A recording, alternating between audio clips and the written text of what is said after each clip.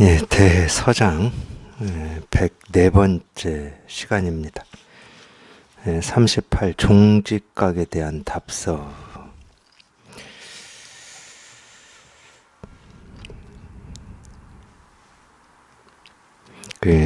입정, 저희도 이제 입정이라고 해서 잠시 짧은 시간 눈 감고 아무 말 안 하고 고요하게 있잖아요. 네, 그러니까 그것도 이 몸에 따라서 조금씩 이 느낌이 다른 것 같아요. 하기야 뭐 느낌이라고 하는 게 몸에서 일어나는 거니까. 몸이 피곤한 날은 입정하고 있으면 눈 뜨고 싶지 않아요. 계속 눈 감고 조용히 있고 싶어요. 그러겠죠. 좀 몸이 좀 괜찮으면 눈 뜨고 막 돌아다니고 싶은 거고. 몸이 좀 피곤하면 누가 와서 말 시켜도 귀찮고 혼자 조용히 있고 싶고 그런 거잖아요.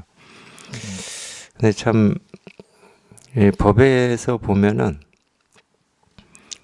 사실 뭐 눈 감고 아무 말 안 하고 조용히 있는 그걸로 사실은 다 이제 이 진실이라고 하는 거를 다 얘기하고 있지만, 또 이렇게 말하지 않으면 뭘 얘기하고 있다는 우리가 생각조차 못하고 삽니다.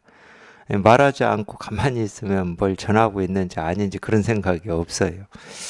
그래서 이제 이 말로 이 진실을 가르친다. 우리가 이제 그런 식으로 말을 하는 건데, 마찬가지죠. 우리가 눈을 떠서 이 하루를 살아가는데, 그냥 하루를 살아갈 때는 일상이죠. 뭐 내내 뭐 그 일이 그 일이고 저 일이 저 일이고 그냥 일상입니다. 그러니까 그걸 일상으로 이렇게 느끼고 그렇게 살아갈 때는 거기에는 뭐 어떤 뭐 진실이니 진리니 돈이 깨달음이니 특히나 이제 또 거기까지 안 가더라도 내가 왜 살고 있는지 뭐 삶의 의미와 가치가 뭔지 뭐 이거조차도 뭐 느껴지지도 않아요. 뭐 진실은 두 번째로 치고 그러니까 이제 어쩔 수 없이 우리가 법회도 하고 이렇게 설법도 하고 뭐 법문도 듣고 이제 이러는 건데 이제 그런 면 때문에 이렇게 법회도 하고 설법을 하는 겁니다. 뭐 세상이 내가 눈 떠서 일상이라고 여기는 하나하나의 모습이나 소리나 경험들이 이거를 전하지 않고 있는 건 아닙니다. 예나 지금이나 또 앞으로도 이 세상은 항상 이것만 전하고 이것만 얘기합니다. 그게 이제 이 세계의 실상이고 이 세계의 신비고 경이로움이거든요. 내가 아무리 그게 그냥 일상적으로 뭐 어제 했던 일, 지루한 오늘 하루 이렇게 생각하고 그렇게 느끼고 그렇게 여기고 오늘을 산다 하더라도 뭐 지나온 삶에서는 뭐 후회되고 뭐 막 울적하고 뭐 이런 일들을 경험하고 살았다고 기억을 하시더라도 그 일은 그 일이 아니거든요. 사실 우리 삶에서 경험하는 모든 일들은 내가 좋아하든 싫어하든 경험하고 싶다 하든 경험하기 싫다 하든 전부 그냥 이겁니다, 이거. 근데 이걸 우리가 놓치고 가는 거죠. 너무 익숙해서 놓치고 가는 거예요. 뭐에 익숙하냐? 분별에 익숙한 겁니다. 생각에 익숙한 거예요.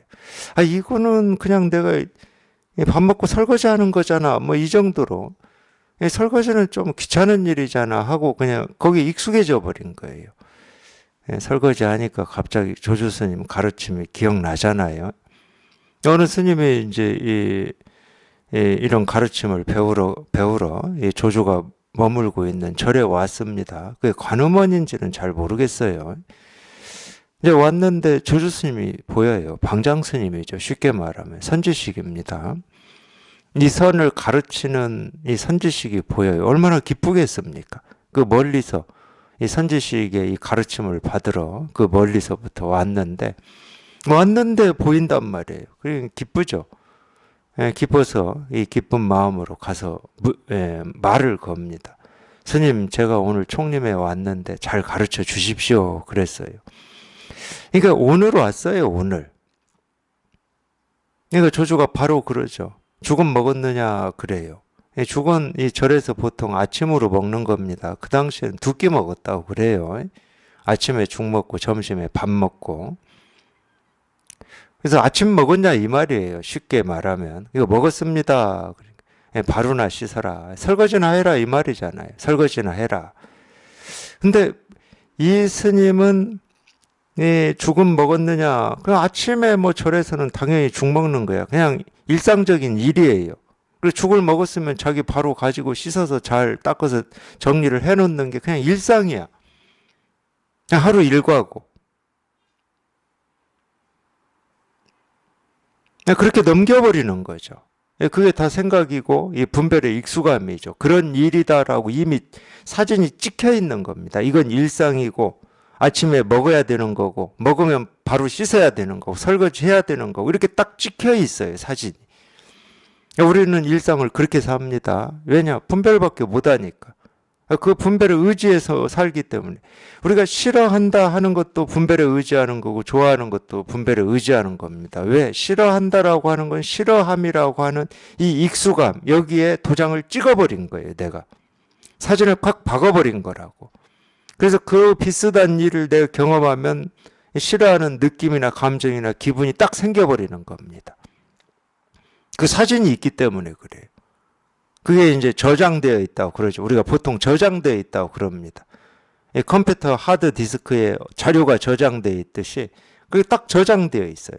그건 아주 어릴 때부터 그런 어떤 경험을 통해서 우리가 저장해 온 겁니다. 그리고 좋아하고 싫어하는 일은 딱 구분이 돼 있어요.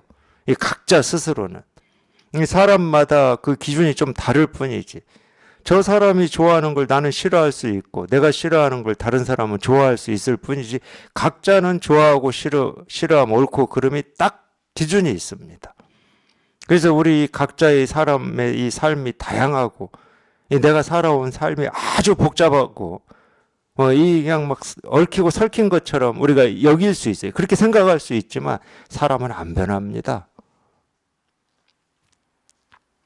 똑같은 방식으로 반응하고 똑같은 방식으로 행동합니다. 왜냐하면 그 기준이 있기 때문에 자기도 모르는 그 기준이 있어요. 그래서 그와 비슷한 일을 딱 보면은 싫어함이 자동으로 생기고 좋아함이 자동으로 생기는 겁니다. 옳다라는 생각이 자동으로 생기고 옳지 않다라는 생각이 자동으로 생겨요. 그래서 우리 의지 뜻이라고 하는 게 뭐 대단한 것 같지만 사실 대단하다고 여기고 삽니다. 왜? 그게 나니까. 내 의지 뜻이 나기 때문에 어떤 의지가 있고 뜻이 있고 그 뜻을 가지고 뭘 도전하고 뭘 한다 이거를 굉장히 대단한 걸 우리는 여기면서 삽니다. 천만에 그거 다 정해져 있는 거예요. 그런 기준과 틀이 딱 정해져 있는 거야. 그래서 그 상황이 되면 그 사람은 그렇게 해요. 근데 자기는 막 자기가 의지를 내고 마음을 내서 했다고 생각하거든요. 아닙니다.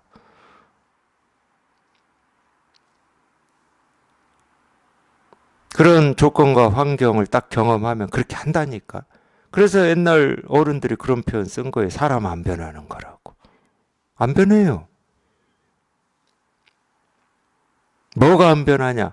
자기의 이 기준과 틀이 안 변한다. 그 분별하는 그게 변하질 않아. 그게 변하지 않기 때문에 삶이 힘들고 괴롭고 무거운 거예요. 그것 때문에 무거운 거야. 이 깨달음이라고 하는 건 뭐냐? 그런 틀이 없어. 뭐 짊어져야 될 짐이 없어요. 뭔 틀이 있어야 짊어지지. 우리가 어느 정도로 이 분별에 익숙해져 있냐? 예를 들어서 저 예를 하나 들겠습니다. 이 세상에서 가장 훌륭한 이 문이라고 하는 것은 뭘 이렇게 막는 겁니다. 가장 훌륭한 문이 뭐냐? 이렇게 물었을 때 아마 이 100이면 100 모든 사람들이 어떻게 생각하냐면 당연히 제가 문이라고 했기 때문에 이 문이 있는 모습을 그립니다. 그냥 손만 대면 자동으로 열린다든지 말만 하면 그냥 열리고 닫힌다든지 이런 문을 생각해요. 절대로 열리지도 않고 닫히지도 않는 이 법에서 얘기하는 문 없는 문을 생각하지 않습니다. 왜? 생각은 모습이 있어야 되는 거예요. 가장 훌륭한 문이 뭐냐? 문이 없는 문이 가장 훌륭한 거예요. 닫을 필요도 없고 열 필요도 없어. 그러니까 닫는다 연다 하는 것은 어떤 방식으로든지 사람을 가두는 거예요. 좁은 데 가두냐, 넓은 데 가두냐. 10사람을 두르게 하냐, 10,000사람을 두르게 하냐. 이 방식이야. 근데 문 없는 문은 가두는 방식이 아니잖아요. 모두를 수용하는 방식입니다. 그냥 있는 그대로 수용하는 방식이야. 이거 분별은 가두는 방식입니다. 나를 가두어요. 어디엔가 가두어. 이 분별 아닌 이 진실은 뭐냐? 가둘 수가 없는 거예요. 원래 갇혀져 있지 않는 거야. 그러니까 열 필요도 없지. 아, 문이 없는데 왜 열어? 문이 있어야 우리가 열지. 뭐 말만 하면 열리든지. 아니, 한번 보세요. 우리 분별의 세계에서. 우리가 편하다라고 여기면서 찾고 있는 게 어떤 건지를 한번 보시라고. 아무리 편해도 그보다 더 편한 방식을 찾게 돼 있어요. 모습 지어진 거는. 왜? 아무리 편해도 모습 지어진 것은 우리를 가두거든. 그래서 문 없는 문, 길 없는 길이 가장 우리 본성하고 맞는 거예요. 가둘 것도 없고 열 것도 없어. 무슨 허가할 것도 없고 뭐 시험 볼 것도 없고 뭐 통과할 것도 없어. 그냥 있는 그대로지. 그게 있는 그대로야. 있는 그대로. 있는 그대로. 내가 좋아하든 싫어하든 경험하고 싶다고 하든 경험하고 싶지 않다고 하든 그냥 있는 그대로 그게 우리 마음이야. 그러니까 취하고 버릴 게 없지.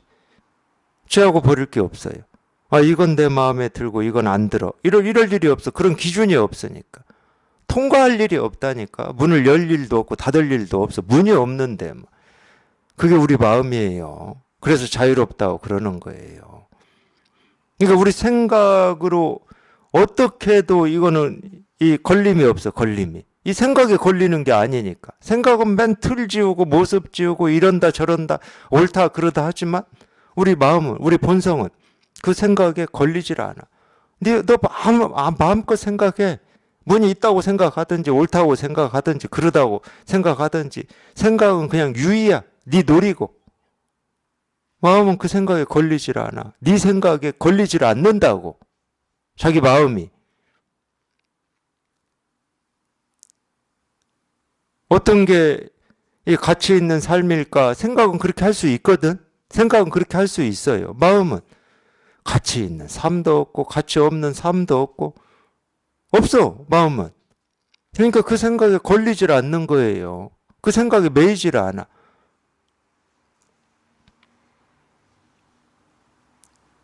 그거를 우리가 분별 없는 삶이라고 그래요. 생각이 없어서가 아니고 생각은 한다니까. 생각하죠. 근데 그 생각에 이 마음이 매이질 않는 거예요. 흔들리질 않아. 너는 마음껏 옳다고 하고 그러다고 해. 네 생각으로. 내 마음은 옳은 거에도 매이지 않고 그런 거에도 매이지 않고 오늘에도 매이지 않고 어제에도 매이지 않고 내일에도 매이지 않아요. 두려움이 없어. 어떤 일이 다가올지 모른다고 해서 두려움이 생기냐? 두려움이 없어. 어떤 일이 다가와도 마음은 그 일에 매이지를 않으니까. 두려움이 없어. 이 법을 표현할 때 무외라는 표현이 있어요. 두려움이 없다는 말입니다.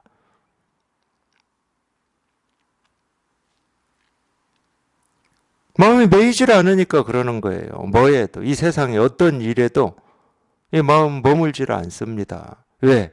왜 그러냐? 사실은 이게 중요한데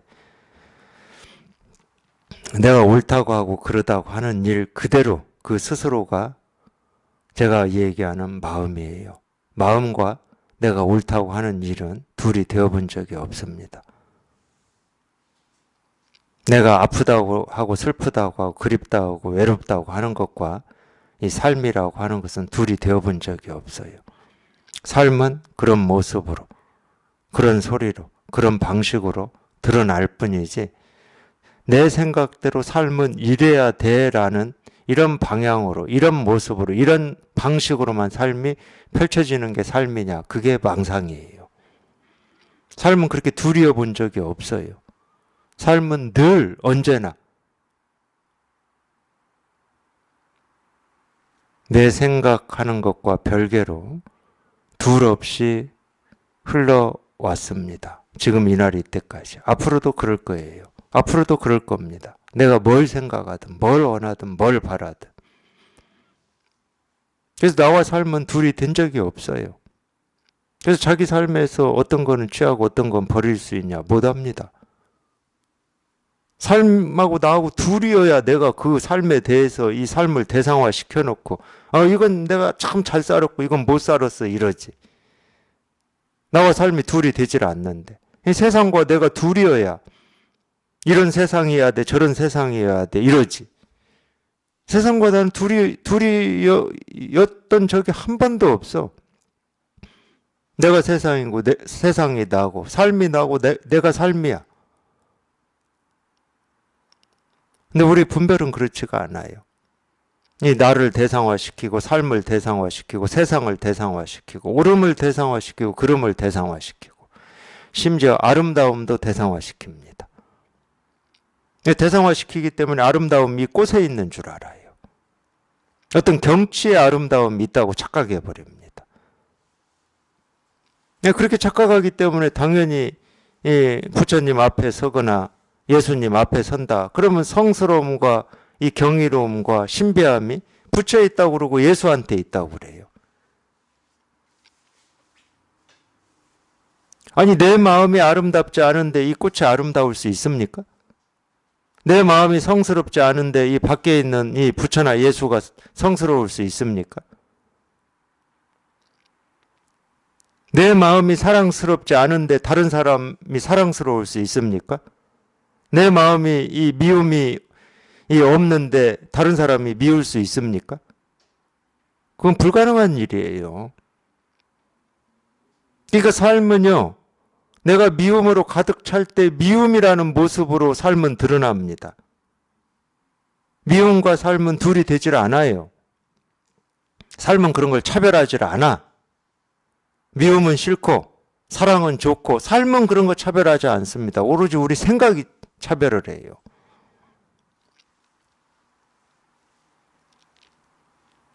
그래서 아름다움이 꽃에 있는 게 아니에요. 내 마음에 있는 거지. 자기한테 있는 겁니다.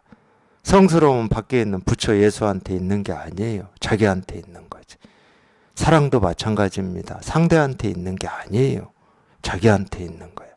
자기한테 없는 게 세상에 있을 수 있냐? 없어요. 자기한테 없는 게 어떻게 세상에 있을 수가 있습니까? 그런 일은 없어. 이 세상은 자기 마음의 거울이거든. 이 세상은 자기 마음의 거울이에요. 딱 맞는 거울이에요. 자기 마음의 대립과 이 투쟁과 갈등이 없는데 세상에 대립과 갈등과 투쟁이 있겠습니까? 없어요. 있을 수가 없는 거야. 근데 사실은 더 정직하게 얘기해야지. 더 정직하게. 더 정직하게 얘기하면 어떻게 되냐. 삶은 오름도 그름도 없고 성공도 실패도 없고 세상은 오름도 그름도 없고 대립도 없고 갈등도 없어요. 오롯이 내가 그러는 겁니다. 이게 더 정직한 표현이에요. 세상은 손댈 게 없어. 삶은 손댈 게 없어요. 실패한 삶이 없어. 어느 누구의 삶도. 내가 그러는 거야. 내 분별이 그러는 거예요. 내 분별이 실패했다고 그러고 성공했다고 그러고 옳다고 그러고 그러다고 할 뿐이야.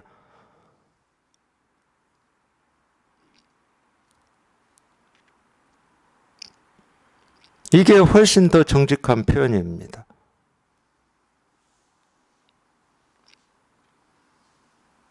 이게 훨씬 더 정직한데 우리는 자꾸 변명을 하고 누명을 씌워요.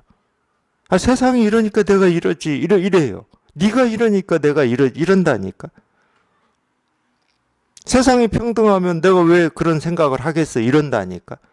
아니라니까. 네가 그렇게 차별하고 분별하니까 아무 불평등이 없는 세상과 네 삶이 불평등으로 느껴지고 실감이 되는 거야.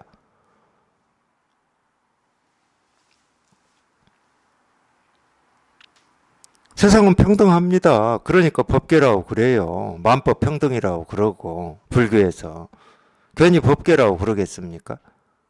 법의 세계다 이 말이에요. 법의 세계는 평등하고 한결같고 여여한 세계거든. 그걸 진여라고 그래요. 진여. 그걸 진여라고 불교에서 그런 표현 쓰죠.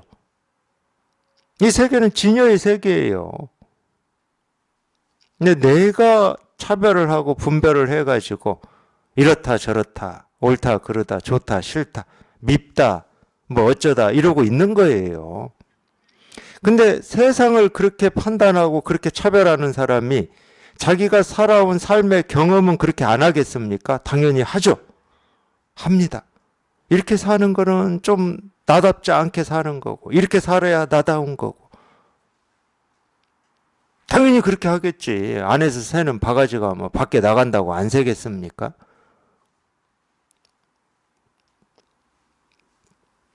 그러니까 이 분별의 삶, 중생의 삶은 지 잘못인데 계속 다른 데다, 이 밖에다 누명을 씌우고 잘못을 뒤집어 씌우는 거예요. 쉽게 얘기하면. 그러니까 전도 몽상이라고 그러는 겁니다. 뒤집어져 있다. 지가 뒤집어져 있는 줄은 모르고 세상이 거꾸로 보인다고 하는 거예요. 내가 물구나무로 서서 보니까 지금 세상이 거꾸로 보이는 거예요. 세상은 거꾸로 서 있어 본 적이 없지. 늘 그냥 이 세상이지.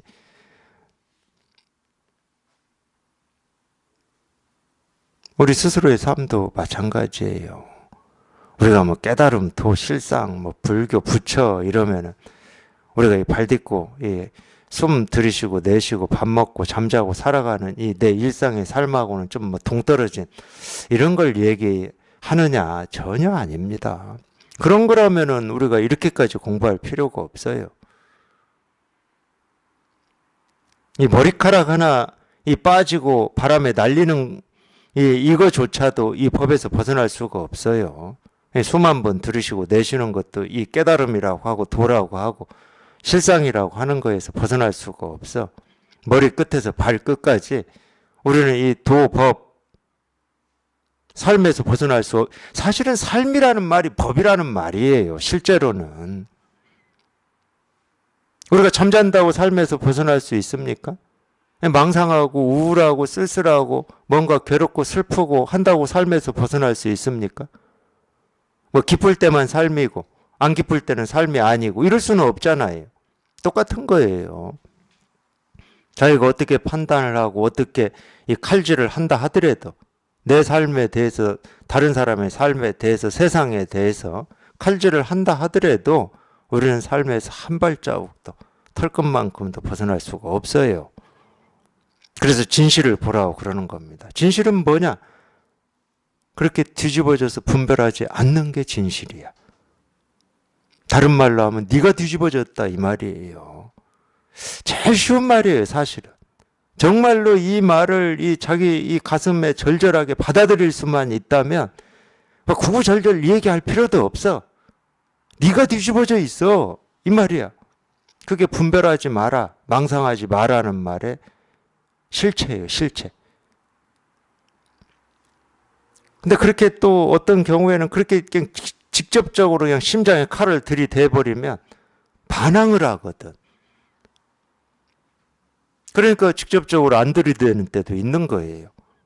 살살 달래는 때도 있어. 어린아이 그러잖아요. 어린아이 뭐 사달라고 그러는데 안 돼 이러면 울어버리잖아. 엄마 미워 이럴 거 아니에요. 그러니까 살살 달랜다는 말은 뭐예요? 말을 한다는 거예요. 말을 야 이래 이런 식으로. 그 직접적인 거는 안 달래 안 돼 하고 끝. 직접적인 말이 그런 말이에요. 네가 뒤집어져 있어 이 말이야. 세상은 항상 오라. 세상은 네 삶은 항상 오라. 그리고 세상은 정직해. 네 삶은 정직해. 아니 자기 삶을 한번 생각해 보라고. 자기가 쓸쓸할 때 자기 삶이 쓸쓸함을 딱 보여줬잖아요. 얼마나 정직합니까? 내가 외로울 때 외로움을 딱 보여줬잖아. 내가 삶이 무겁다 할 때 무거움을 딱 보여줬잖아. 얼마나 정직합니까? 삶은 있는 그대로만 보여줍니다. 거울이에요, 거울. 딱 거울이야. 이 세상도 딱 거울이거든. 다른 거 못 보여줘요. 우리 생각처럼 우리 분별처럼 더 나은 거 이런 거 못 보여줘. 그러니까 조금도 틈이 없어. 부족하거나 남음 없이 있는 그대로만 보여줘. 근데 우리 분별은 그거거든. 내가 좀 모자라고 바보 같고 남들보다 좀 뒤처지고 이거 싫거든. 이 모습 보는 게 싫어. 마주하기가 싫어. 그게 진실인데. 거울 보는 것도 마찬가지잖아요. 자기 민낯이 딱 보이는 거 좀 싫잖아요. 사실은 그게 진실이야. 거기 가면을 쓰고 화장을 하고 내 모습이 아니진 않지만 거기 색칠을 했잖아요. 뭔가 색칠을 했어. 자기가 보여지기 좋다라고 여기는 모습으로 색칠을 한 거거든. 그게 나쁘다는 말이 아니에요. 비유예요. 그럼 그 민낯, 색칠하기 전에 민낯은 자기 얼굴 아닙니까? 그거 막 띄어서 어디다 갖다 버릴 수 있어요?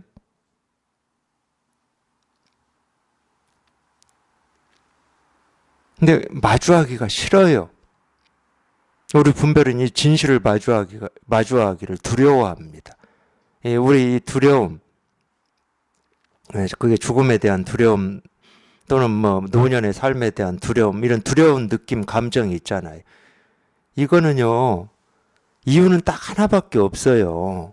이 진실을 마주하기가 싫은 거예요. 그 두려움이라고 하는 감정이 뭐 복잡한 것 같죠? 하나도 안 복잡합니다. 하나도 안 복잡해요. 마주하기가 싫어. 왜 마주하기가 싫냐? 우리 분별이라고 하는 거는요, 진실이 딱 드러나면 죽어버려요. 진실을 마주하면 죽어버려요. 빛이 비치는데 어둠이 사라지지, 지가 어떻게 합니까? 지가 어디 이 몸 비집고 이 어둠이라고 하고 자기를 주장할 수가 있겠습니까? 빛이 비쳐버리는데. 그러니까 마주하기가 싫고 두려워하는 거예요. 그래서 이 공부라고 하는 거는 어떤 면에서는, 물론 이제 도마복음을 보면 그렇게 써놨어요. 예수가 그렇게 얘기했다고. 이 진실에 이렇게 통하고 나면 두려움이 어떤 감정, 느낌을 느낄 거다, 두려울 거다, 이런 말을 써놨어요. 저도 읽었어. 충분히 그럴 수 있어요. 충분히. 우리가 이 진실을 굉장히 원하고 바라고, 저 같은 경우는 제 일생 일대의 숙제고, 이거 해결하지 않으면 삶에 아무런 의미도 없고 가치도 없다. 이제 이런 어떤 그런 걸 그리고, 그런 마음으로 제가 이 공부를 했는데, 그래서 이 진실을 이렇게 마주하는 걸 그렇게 바라고 원하냐? 우리 분별은 전혀 원하지 않습니다. 우리 분별은 이 진실을 피해 다녀요. 지가 사라지는 일인데 어떻게 바라고 원합니까? 그러니까 사실은 우리가 이렇게 바라고 원한다, 뭔가 이렇게 그리움이 있고 해결하고자 하는 게 있다 하는 것은 굳이 얘기하면 머리가 하는 게 아니에요. 생각이 하는 게 아니고 분별이 하는 게 아니야. 마음이 하는 거거든요. 마음이 하는데 이 마음이 하는 이 원함이라고 하는 이 진실이 드러나면 분별이 죽어버릴 거잖아요. 그러니까 이 마음이 하는 이 바램이라고 하는 이 마음이 바라는 이 바램을 이 분별은 자꾸 지가 그림을 그려서 야, 네가 원하는 게 이런 거야 하고 막 비춰줘요. 야, 깨달음? 이런 거야. 빛이 눈앞에 환히 비치는 그런 느낌, 그런 거야. 이렇게 막 비춰줘요. 그 그림에 속아서 계속 분별하면서 살으라고. 그런 거에 속는 사람 많습니다. 이 마음 공부하시는 분들 중에. 특히 수행하시는 분들은 거의 속아요. 무슨 대단한 어떤 뭔가를 이렇게 체험했다고 그러고, 그게 대단한 어떤 깨달음의 경지라고 하고 이러는데 다 속는 거예요. 불교에서는 그게 마구니가 석가모니 또는 부처의 모습으로, 보살의 모습으로 다가왔다고 그러죠. 모습이 부처고 모습이 보살이니까 거기에 속아버리는 거야. 그래서 이 마음 공부하시는 분들한테 이 제대로 깨달은 분들이 경책을 하잖아요. 눈앞에 부처가 오고 보살이 와도 눈 하나 깜짝하지 말라고 그러잖아요. 그게 다 마군이니까. 기독교식으로 말하면 사탄이니까. 그게 사탄이니까. 분별은 자기가 사라질 때까지 그 짓을 합니다. 사라질 때까지 그 짓을 해요. 자기가 살아나야 되니까. 그래서 이 석가모니 부처님 이 깨달음이나 이 예수님 이 깨달음 이거 읽어보면 마지막 장면이 똑같아요. 마지막 장면이 똑같아. 너한테 이 세계를 뭐 이렇게 뭐라고 그래 다스릴 권세를 주겠다고 그래요. 온갖 뭐 보물, 보석, 뭐 권력을 다 주겠다. 똑같아요. 근데 그거를 항복시켰다 그러잖아요. 광야에 뭐 40일 누구는 나가서 기도했고 뭐 석가모니 부처님도 뭐 하여튼 그런 얘기들이 똑같이 있습니다. 근데 그게 이 마지막 관문인지 모르고 거기에 딱 머물러 버려요. 대부분은. 뭐 그런 어떤 이 특별한 어떤 경험이라든지 느낌이 이 깨달음인 것처럼. 깨달음은 그런 느낌이 아니에요. 그냥 분별이 사라지는 거라니까. 분별이 사라질 때 당연히 어떤 느낌이 있겠죠. 감옥에 갇혀 있다가 감옥문 열고 나오면은 느낌이 있잖아요. 굉장히 큰 자유를 느끼겠죠. 희열을 느끼겠지. 그건 갇혀 있었기 때문에 그래요. 갇히기 전에는 우리가 이 자유라고 하는 게 어떤 느낌으로 안 다가옵니다. 왜? 늘상 있는 일이었기 때문에.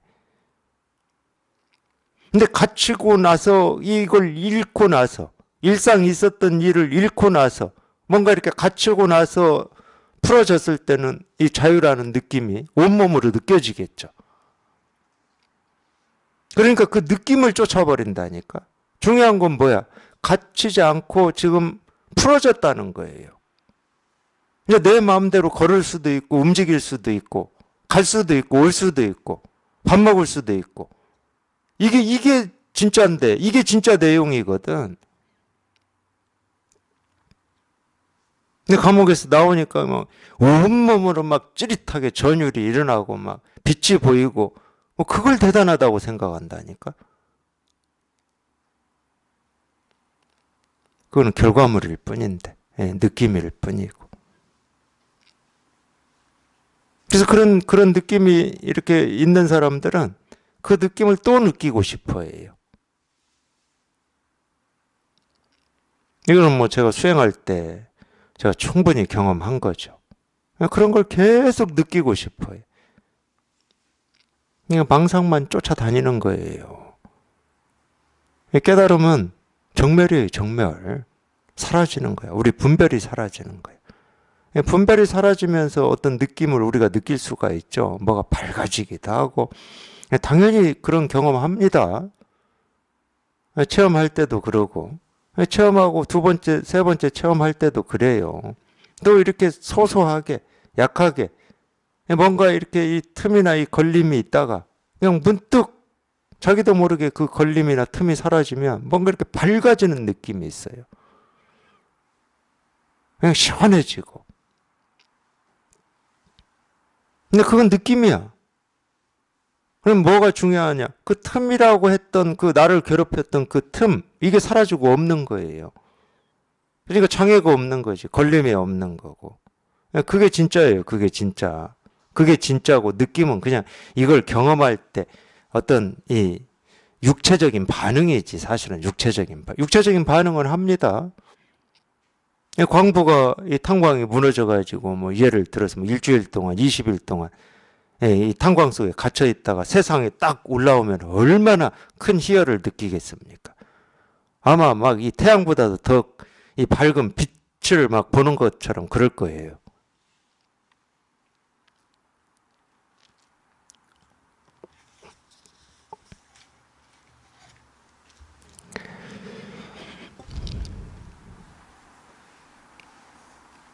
그래서 그런 사람들은 말이 많아요. 나는 이런 경험을 했다. 뭐 이런 말이. 그리고 이런 게 깨달음이다. 도다. 깨달음 도라고 하는 게 어디 이렇게 뭐라고 그러죠? 이렇게 이런 거다라고 하는 어떤 또 이 틀 속에 가둬버리는 거죠. 이 개념 속에 가둬버려요. 전혀 그런 게 아닙니다. 깨달음은 도는 얘기할 수가 없어요. 어디에 갇혀 있는 게 아니야. 생각은 항상 아무리 좋은 생각도 틀에 다 갇혀 있어요. 인류를 뭐 구원할 사상, 철학, 이데올로기라고 하더라도 그건 한계가 있습니다. 인류라는 한계밖에 이 틀을 벗어날 수가 없어요. 예를 들어서 이 세상 인류만 있습니까? 동물도 있고 식물도 있고 지구만 있습니까? 태양계만 있습니까? 이 우주라고 하는 게 뭐 어디 뭐 별 몇 개만 있는 우주가 아니잖아요. 못 벗어납니다. 어떤 사상과 어떤 세계관도. 오로지 이 진리만이 시공간을 넘어서는 거예요. 시공간을 넘어서요. 어디 뭐 지구, 인류 뭐 또는 하여튼 그런 틀이 없어. 우리 마음은. 그게 우리 본성이야. 그런 틀이 없어. 비록 이렇게 시공간에 이렇게 드러나는 사물이고 물질이지만 비록 그렇습니다. 물질 사물이라고 하는 것은 이렇게 시공간 속에 있는 거예요. 시공간 속에 드러났잖아요. 이렇게. 비록 이렇게 이 사물, 이 죽비 시계라고 하는 이 꽃이라고 하는 이게 시공간 속에 이렇게 드러났지만 얘는 시공간에 매여 있지를 않습니다. 그래서 진실을 보라고 그러는 거예요. 예를 들어서 석가모니 부처님이라고 하는 게 제가 이렇게 얘기하면 참 석가모니 부처님한테 경외심이 없는 사람처럼 느끼실 분도 있을 건데 그 몸뚱아리가 석가모니 부처님이었으면 그 몸뚱아리는 기껏 해봐야 80 몇 년 살다가 사라진 거예요. 물론 시공간으로 보면은 2500여 년 전에 인도라고 하는 어느 지역에 왕자로 태어났어요. 시공간으로 보면은. 그러면 그 공간과 그 시간 속에서만 살다가 죽은 겁니다. 그게 석가모니 부처겠습니까? 물론 그게 석가모니 부처가 아니라고 할 수는 없어요. 근데 그 모습에 그 시공간에 매이지 마시라고. 그 시공간에 그 몸뚱아리로 오셔가지고 전한 이 진실을 좀 보시라고. 이 진실은요. 비록 몸뚱아리는 그 시공간 속에서 80 몇 년 살다가 사라졌지만 이 진실은 사라지지 않습니다. 그래서 석가모니 부처님은 지금 이날 이때까지 죽은 적이 없는 거예요. 안 죽었어요. 지금 당장 눈앞에 살아서 이 진실을 전하고 있거든. 모든 사람들한테. 불교를 믿든 기독교를 믿든 이슬람교를 믿든 그거하고 상관없어요. 그런 종교에 좌지우지 되질 않아요. 그 정도면 우리가 중국에서 얘기하는 성인이다 또는 부처다 이런 얘기 않죠. 이 부처 성인이 이 종교에 믿는 사람들한테만 설법하고 영향력을 행사하고 다른 종교는 배제한다. 그게 무슨 성인이고 부처겠습니까? 그거는 범부들이나 하는 겁니다.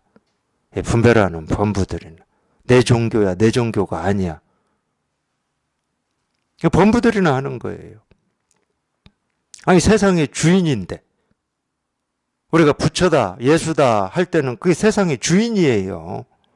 비록 그러니까 우리가 속는 게 그거야.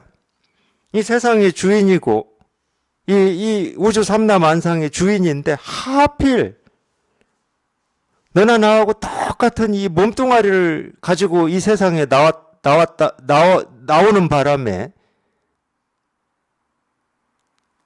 그냥 사람으로 보는 거야. 하필 이 사람의 몸뚱아리를 가지고 나온 거야. 그러니까 사람으로 보는 거예요. 그 모습에 속아가지고.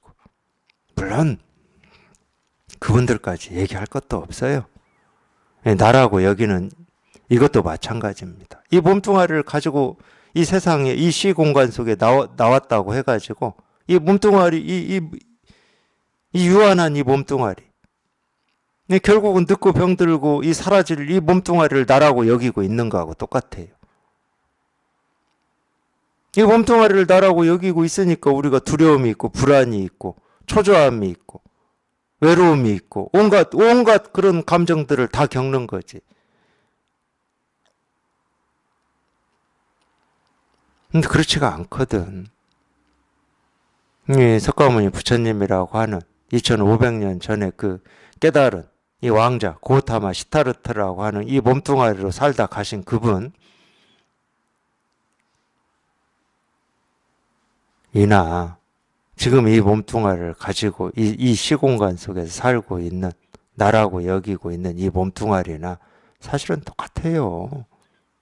똑같이 시공을 초월한 그냥 이거야. 이거예요. 우리가 모습에 속는 거야. 모습에. 제가 언젠가도 한번 말씀드렸죠. 이 백만송이 장미라고 하는 이 노래. 물론 그게 어디 리트비아라고 합니까? 리트비아겠죠. 옛날에는 다 소련 연방으로 묶여가지고 소련 했으면 됐는데 요즘은 그냥 소련이 무너져가지고 그냥 별나라가 다 생겨서 제가 잘 모르겠어요. 뭐 어디는 뭐 우크라이나, 우즈벡, 뭐 리트비아, 뭐 막 러시아 뭐 많아가지고 잘 몰라. 근데 그게 리트비아인가 그런 나라의 민요래요. 그 가사 한번 보세요. 어느 별나라에서 이 지구라는 행성, 지금 내가 이 살고 있는 이 행성에 올 때 이 작은 음성이 하나 들렸다는 거예요. 예, 진실한 사랑을 할 때 이 백만송이 꽃이 피는데 이 백만송이 꽃이 피어야 내가 내 고향으로 내가 온 곳으로 돌아갈 수 있다는 거예요. 근데 그 백만송이 꽃은 미움 없이 미워하는 마음 없이 진실한 사랑만 할 때 피어난다는 거예요. 아마 이거를 체험하신 분들은 제가 이렇게 표현할 때 전율이 올 겁니다. 저는 지금도 제가 이 말을 하면 전율을 하니까 어쩌면 이거를 이렇게 그렇게 표현할 수가 있을까? 근데 자기는 이 몸뚱아리가 이 나라고 여겨다. 이걸 나래. 이걸 나라고 여기는 순간 얼마나 인생이 허망하고 무상합니까? 왜 이건 병들고 늙고 사라질 몸뚱아리야. 이거 부정할 수가 없어. 이미 경험적으로 다 증명이 된 거야.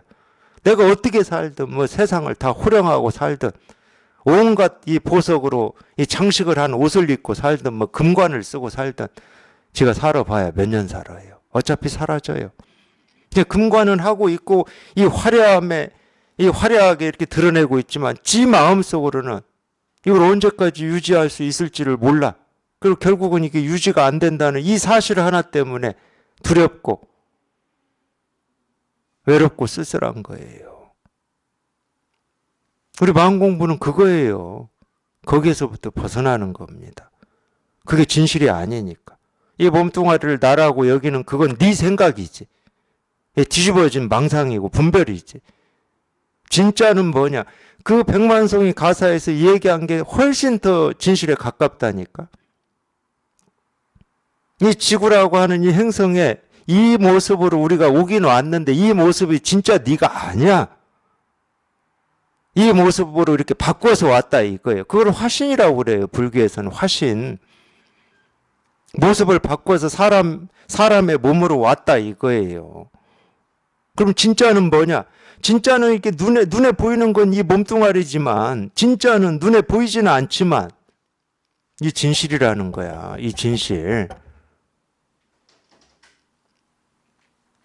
진짜는 그러니까 여기에 우리가 발을 딛고 여기에 이렇게 굳건할 때 이 몸뚱아리의 삶 여기에 매이지 않는 거예요. 그러면은 내가 왜 살지 이런 생각 안 해요.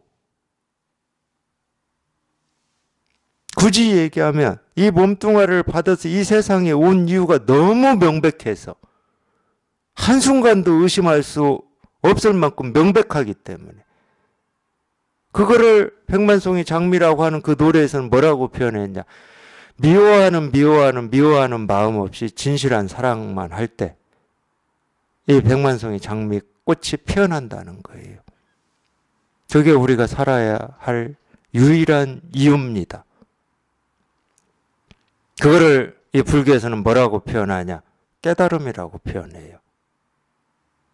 분별 없는 삶. 그거를 도라고 표현하고 그거를 불교에서는 또 뭐라고 그러냐? 실상이라고 표현해요. 실상. 그 부분에서는 너나 할 게 다를 게 아무것도 없어요. 우리가 성별이 다르고 나이가 다르고 성격이 다르고 살아온 경험이 다르고 뭐 다 다르다 할지라도 이 부분에서는 다름이 하나도 없어. 누구나 다 평등해. 왜?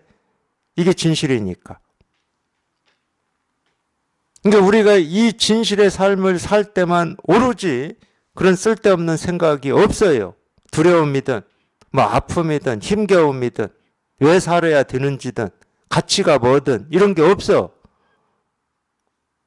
내가 이 몸을 받고 태어나서 살아야 되는 유일한 이유이기 때문에, 그 이유와 딱 맞아버렸기 때문에, 그 이유와 딱 맞지 않은 삶은 당연히 틈이 있어요. 그러니까 갈증이 있게 됩니다. 틈이 있으면 갈증이 있고, 갈증이 있으면 당연히 번뇌가 있는 거예요.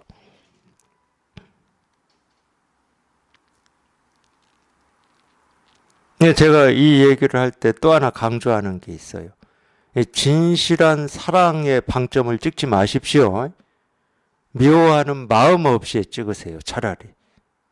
뭘 하려고 하지 마. 내가 어떻게 해야 진실한 사랑을 하고 이 세계를 위해서 내가 가치 있는 사람이 되고 제발 좀 이러지 마.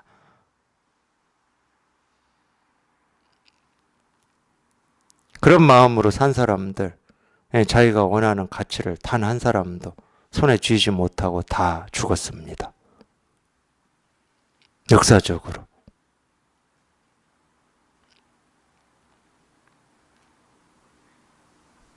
자기가 하고 있는 그 분별, 뒤집어져 있는 그 뒤집힘 하나 해결하면 돼요. 그럼 이 사랑은 늘 언제 어느 때나 온갖 이런 천차만별한 모습으로 이 진실한 사랑이라고 하는 이 꽃을, 그러니까 백만송이가 아니야. 사실은 헤아릴 수 없는 이 꽃을 이 세상은 항상 피웠어요. 항상. 그럴 때 자기 삶의 임무라고 해야 됩니까? 이게 끝이 나요. 비로소 끝이 나는 거야. 비로소. 내가 이 별에 와서 이 몸뚱아리를 가지고 사는 이유가 이미 세상 속에서 밝혀져 버린 거예요. 세상 속에서 밝혀지는 겁니다. 내 머릿속에서, 여기서 밝혀지는 게 아니에요. 세상 속에서 밝혀지는 거예요. 세상 속에서 밝혀진다니까.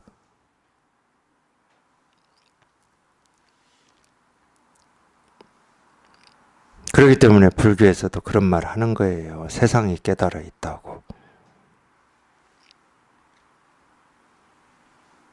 이 세상이 깨달아 있다는 것은 꿈에도 생각을 못하고, 이 세상은 항상 뭐 옳은 일, 그런 일, 좋은 일, 싫은 일, 살만한 일, 경험하면 안 되는 일, 이렇게 나뉘어져 있다고만 생각하고 하나를 취하고 하나를 버리려고 이 평생을 발부둥치고 몸부림치면서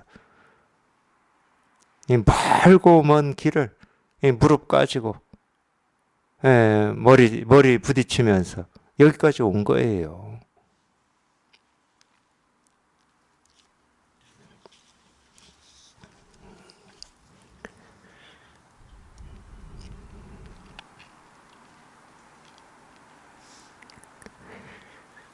근데 그거 하나 가르쳐 주는 데는 참 이 선의 가르침이 제가 지금까지 뭐 많이 저는 뭐 해봤다 이럴 수는 없고, 저는 그렇게는 잘 안 돼요. 제가 옳다고 이 길이다 이렇게 여겨지면 하여튼 그거를 제 나름으로는 제가 힘껏 할 수 있는 만큼 해보게 돼요. 해보면 어느 날 문득 이쪽 길이 아니구나 하면서 이제 또 다른 길이 열리면 또 그 다른 길을 또 죽자사자 해보게 되죠. 그거는 뭐 제가 잘했다는 건 아니고 이 석가모니 부처님도 그러셨더라고요. 이분이 이 성을 도망 나와가지고 처음에는 그 요가, 그 당시 인도에서는 이제 크게 두 개가 이 대중적이었어요. 뭐 다른 것도 많이 있었지만 이 크게 두 개였어요. 하나는 요가였고 또 하나가 고행이었거든요. 전부 수행인데 고행이든 요가든 다 수행입니다. 그래서 석가모니 부처 그때는 이제 고우타마 시타르타죠. 출가한 고우타마 시타르타. 요가를 했습니다. 요가를. 첫 번째 찾아간 스승 밑에서 요가를 했죠. 죽자사자 했어요. 그러니까 뭐 다른 사람들 뭐 10년, 20년 한 사람보다 훨씬 이 요가의 어떤 이 그런 데는 경지가 있거든. 그런 데는. 예, 목표라고 하는 게 있으니까. 그런 데는 다 선정이라고 하는 어떤 이 모습이나 틀이 있어요. 저도 해봤지만. 다른 사람보다 훨씬 이 진도가 빨리 나갔어요. 스승이 봤을 때 너는 이제 내 경지에 올라가지고 내가 너 더 이상 가르칠 건 없고 그냥 나랑 그냥 이렇게 가르치면서 이거나 하자 이랬거든. 근데 아무리 봐도 고타마 시타르타는 이걸 깨달음이라고 하기에는 자기가 만족스럽지가 않은 거예요. 그러니까 말없이 나왔죠. 나와가지고 또 요가 다른 스승을 찾아가서 했습니다. 근데 이전에 이미 해놓은 게 있으니까 거기서도 뭐 스승이 인정하는 경지에 도달을 해버린 거예요. 그러니까 근데 이 고타마 시타르타는 거기에서도 이게 자기가 만족스럽지를 않아 그게. 그래서 이제 이런 점 때문에 우리가 이 공부하시는 분들한테 자기 스스로한테 정직하라고 그러는 겁니다. 자기 생각에 속지 말고 진실로 마음이 이렇게 할 일이 없이 쉬워졌는지 이런 부분에 대해서 정직해야 돼요. 왜냐하면 그건 자기밖에 모르니까. 말로야 뭐 나 깨달았다 할 수도 있잖아. 그리고 나는 뭐 번뇌가 없어요 이럴 수 있잖아요. 말로는. 물론 이제 하는 행동을 보면은 이 진실을 이렇게 깨달아서 지금 살고 있는지 아닌지는 어느 정도는 파악이 되지만 그걸 자기보다 더 잘할 사람이 어디 있어요. 자기는 뭐 시시때때로 순간순간 느끼고 경험하는 건데 그래서 정직하라고 그러는 거예요. 그래서 이 고타마 시타르타는 그걸로 만족이 안 됐어요. 만족이 안 돼가지고 이제 고행을 이제 찾아가서 했죠. 고행하는 이 집단이 있었습니다. 우리처럼 예를 들면 이렇게 도반으로 같이 고행하는 사람들이 있었어요. 근데 이 양반이 천성적으로 그 수행이 더 맞았는지 제가 생각할 땐 요가보다 100배, 1000배 더 어려운 일이었는데 우리 뭐 이 고행상 알다시피 이 뼈하고 이 가죽이 이렇게 붙어가지고 이 사람 몰골이 아닌 때까지 이 양반이 한 거예요. 겨우 육신이 살 만큼. 근데 고행이 그런 거거든. 씻지도 않고 수염도 안 깎고 머리도 안 깎고 옷도 안 갈아입고 뭐 먹는 것도 괴롭히는 게 고행이니까 쉽게 말해서 몸을 괴롭혀야 돼요. 왜? 이 육신의 요구에 이 우리 깨끗한 이 영혼이라고 하는 게 이 육신이 자기인 줄 착각하고 있다는 거예요. 우리 분별처럼 이 육신이 자기인 것처럼 착각해가지고 이 육신의 삶을 살고 있는 것처럼 고행의 바탕이 그거예요. 이론적인 바탕이. 우리 사람은 이 육신과 영혼으로 이루어져 있는데 이 영혼은 순수해. 그래서 순수 영혼이라는 표현 많이 쓰잖아요. 근데 너무 순수해가지고 이 육신에 들어와가지고 육신이 자기인 줄 알고 착각하고 있으니까 육신을 막 괴롭히는 거예요. 육신을 막 괴롭히다 보면 이 순수한 영혼이 이게 이 육신이 내가 아니구나 하고 이렇게 깨달아질 때가 있다는 거예요. 그러니까 6년이나 괴롭혔죠. 안 먹고 안 씻고 뭐 그것만 했겠습니까? 육신을 괴롭힐 수 있는 방법은 뭐 수도 없이 많잖아요. 맨발로 뭐 가시밭길을 걷는다든가 뭐 수도 없이 많잖아. 잠을 안 잔다든가 뭐 이런 식으로. 그래서 고행이라고 그런 거예요. 고행. 그러면 그걸 하면 할수록 이 순수한 영혼이 이 육신으로부터 깨어나야 될 거잖아요. 그게 고행의 효과잖아. 그런 거를 지금도 거기까지는 아니지만 비슷하게 그 전통이 있으니까 하는 사람들이 있습니다. 뭐 고기를 먹으면 안 되고 뭘 먹으면 안 되고 뭐 이런 거는 지켜야 되고 저건 뭐 어찌해야 되고 그거 다 육신을 괴롭히는 거예요. 왜? 그래서 그런 사람들이 뭐 고기 안 먹으면 뭐 영혼이 깨끗해진다 이런 말 하잖아요. 뭐 깨끗해진다고 그래. 난 이해할 수가 없어. 저도 젊을 때 좀 단식도 해보고 그런 거 가려서 먹어보고 했는데 그거는 지 느낌이지. 영혼이 뭔지도 모르는데 깨끗해지는 영혼이 어디에 있어. 근데 그런 거에 속아가지고 지금도 그런 사람들 많이 있어요. 근데 이 고타마 시타르타는 제가 볼 때 참 정직한 분이야. 그러니까 인류의 이 스승이 되셨겠지. 하면 할수록 육신의 요구라고 하는 게 이게 사라져야 돼. 왜? 육신의 요구가 사라지는 게 영혼이 깨끗해지는 거니까. 근데 아무리 굶고 몸을 자학을 하고 뭐 어쩌고 해도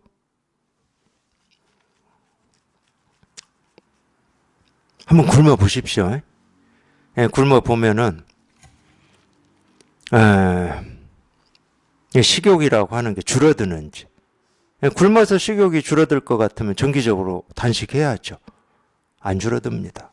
절대 다이어트 그래서 실패하는 거예요. 근데 이 양반은 물론 어떻게 보면 6년 만에 알아챈 거니까 뭐 둔하다고 할 수는 있는데 평생을 그러고도 알아채지 못한 사람들이 뭐 대부분이니까 굉장히 솔직한 거예요.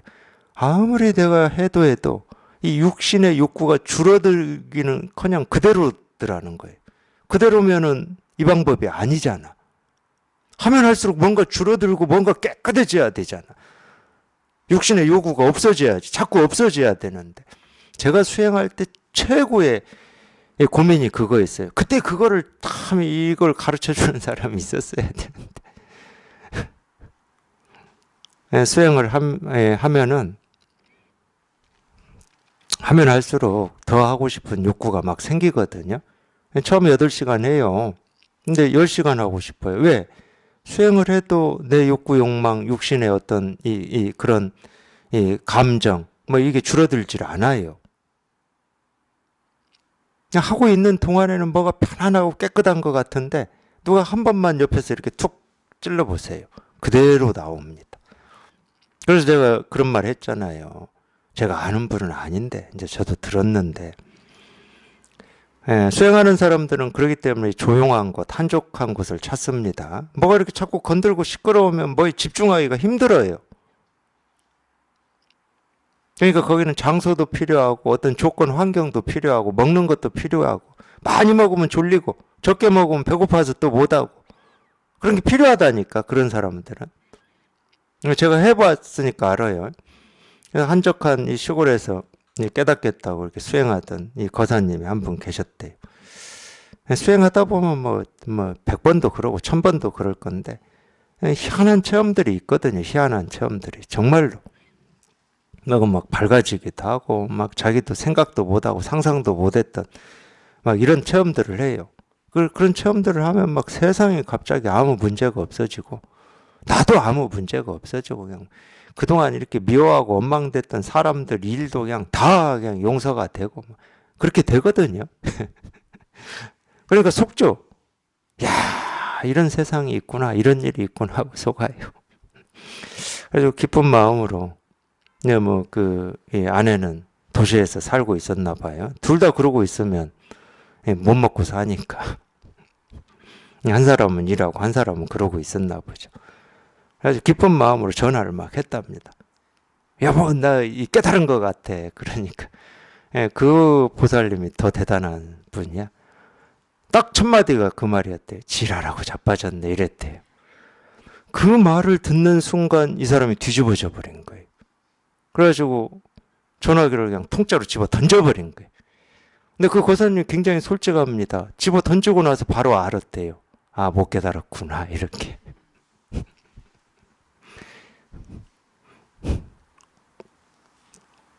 수행은 그래요. 그래서 제가 한참 수행할 때 거의 18시간씩 했는데 18시간 해도 부족함을 느껴요. 그럼 뭐가 잘못된 겁니다. 뭐가 잘못된 거예요. 그리고 적어도 그 정도의 그런 마음으로 그 정도 할 정도면 이 화라든지 이런 건 다른 사람한테 안 냅니다. 저도 안 냈어요. 그러니까 없는 줄 알았어요. 안 내는 동안에는 없는 줄 알았는데 어떤 상황에 부딪히면 남은 속여도 나는 못 속이잖아. 내가 안 낸다고 내 얼굴 표정을 이렇게 잘 유지하고 있다고 해서 이 속에 있는 이 화의 이 뿌리가 안 느껴지진 않잖아요. 안 없어지는 거예요, 이게. 도대체 이 욕망의 이 뿌리를 내가 어떻게 캐낼 수 있는지 저는 이게 화두였어요. 제가 수행할 때.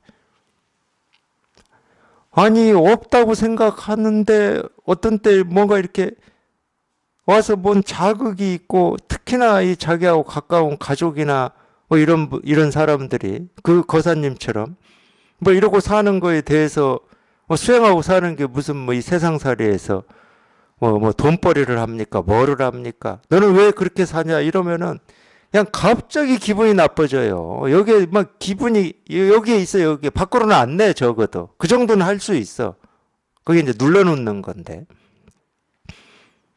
그러니까 아 이거 참 이놈을 어떻게 할 수도 없고 그런 딜레마 같은 게 있었어요. 제가 수행할 때.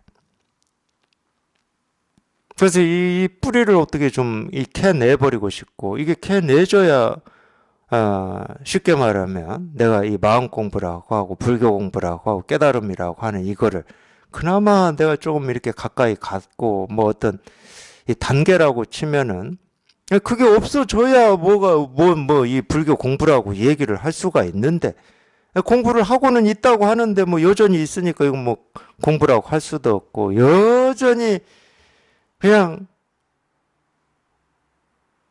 암담한 길을 지금 걷고 있는 뭐 그런 기분이고 그런 느낌이었거든요. 예, 고타마 시타르타도 그랬어요. 그래서 이건 아닌가 보다. 근데 이게 아닌가 보다 했을 때는 우리한테는 다른 대체제가 있어야 되거든. 우리 분별의 삶은, 세속의 삶은. 근데 고타마 시타르타한테는 대체제가 없었습니다. 제가 그래서 인도에서 그 당시에 가장 대중적이고 유명하게 하는 게 딱 두 개라고 그랬잖아요. 요가와 고행. 이제 다른 선택지가 없어져 버린 거예요. 이거 아니면 이거라도 있어야 되는데 선택지가 없어. 이때가 우리한테는 가장 깜깜하고 암담한 때입니다. 다른 선택지가 없어. 어떤 목표가 있어야 그 목표를 향해서 내가 고행이라고 하는 그 어려운 것도 목표가 있으면 우리가 할 수는 있어. 예를 들어 3000배 해라. 너 3000배 하면 깨달아. 이런 목표가 있으면 아무리 어려워도 우리가 할 수는 있잖아. 하다가 뭐 포기를 하는 한이 있어도. 근데 첫 발부터 뛸 데가 없어. 뗄 데가. 가야 될 곳이 없어져 버린 거예요. 이때가 이 선에서 말하는 은산철벽입니다. 그게 금강권이에요. 어떻게 할 수가 없어. 내가 손발을 움직일 수가 없어요. 말은 손발을 움직일 수 없다고 제가 표현하는데 얘가 이 분별, 이 사고라고 하는 얘가 이럴 수도 없고 저럴 수도 없어. 앞으로도 못 가고 뒤로도 못 가. 어떻게 할 수가 없어. 사실은 고타마 시타르타는 제가 볼 때입니다. 그것 때문에 깨달았어요. 그렇게 되지 않으면 아무리 새벽별이 뭐 반짝반짝하고 별짓을 다 해도 못 깨달아요. 딱 그렇게 될 때, 새벽별이 반짝할 때, 이전에 자기가 별이 반짝반짝 한다라고 하는 이 분별이나 이 사고, 이게 작동을 못 합니다. 이게 작동을 못 하면 별이 반짝하는데 이게 반짝하고 있어요. 이게. 제가 가르치는 이게 반짝하고, 이거 하나가 반짝반짝 하고 있는 거예요. 하늘에 백만송이 장미 꽃이 핀 거예요. 하늘에. 그래서 그 새벽 하늘에 이 고타마 시타르타가 이 반짝이는 걸 보고 깨달았다고 하는 그 새벽 하늘에 이 별이 반짝이는 게 지금 여기서 반짝이고 있는 거예요. 여기서 반짝이고 있어. 여기서 이렇게 반짝이고 있는 거예요. 제가 말씀드렸잖아요. 이 세상은 안 변한다고. 똑같은 게 이 모습 저 모습으로 드러날 뿐이라고. 부처는 안 변합니다. 부처는 안 죽어요. 이 모습 저 모습으로. 그게 필요하다 그러면 사람의 모습으로, 꽃의 모습으로, 시계의 모습으로, 이 무정물의 모습으로 부처는 자기를 드러내서 우리를 구제하거든. 그게 부처의 자비고 부처의 가피고 부처의 유신력이에요. 그게 온갖 모습, 소리, 색깔로 우리를 구제하거든요. 이 얘기는 무슨 얘기냐? 이 세상은 내가 삶에서 보고 듣고 느끼고 경험하는 거는 나 하나 깨달으라고 부처가 온갖 모습으로 자기를 드러내서 나한테 설법하고 있는 겁니다. 나 하나 깨달으라고. 나 하나 깨달으라고. 이 세상이 얼마나 자비롭습니까? 내 삶이 얼마나 자비롭습니까? 한 치의 오점이나 흠이나 티 없이 자비롭습니다. 자기 삶은, 이 세상은 자기가 못 보는 거예요. 자기가 못 보는 거야. 자기가 그걸 못 보고 뭐 삶이 이러고 세상이 이러고 이런 불평 불만을 하고 있는 거라니까. 부처인 줄 모르고. 부처가 눈앞에 있어도 못 보는 거예요. 이 3세에 온갖 부처가 이렇게 눈앞에 있어도 못 보는 거야. 그게 안타깝고, 그게 이 마음 아파서 사실은 부처님이 이 49년 동안 설법을 하신 겁니다. 온갖 이 세상이 다 이 진실을 드러내고 보여주고 설법을 하고 있는데 이 허망한 생각을 집착해가지고 그걸 못 보고 못 듣고 못 깨달으니까 이분이 어쩔 수 없이 49년 동안 이렇게 말로 또 설법을 했어요. 그냥 이거라고, 그냥 이거라고, 그냥 이 일이라고, 그냥 이거 하나라고.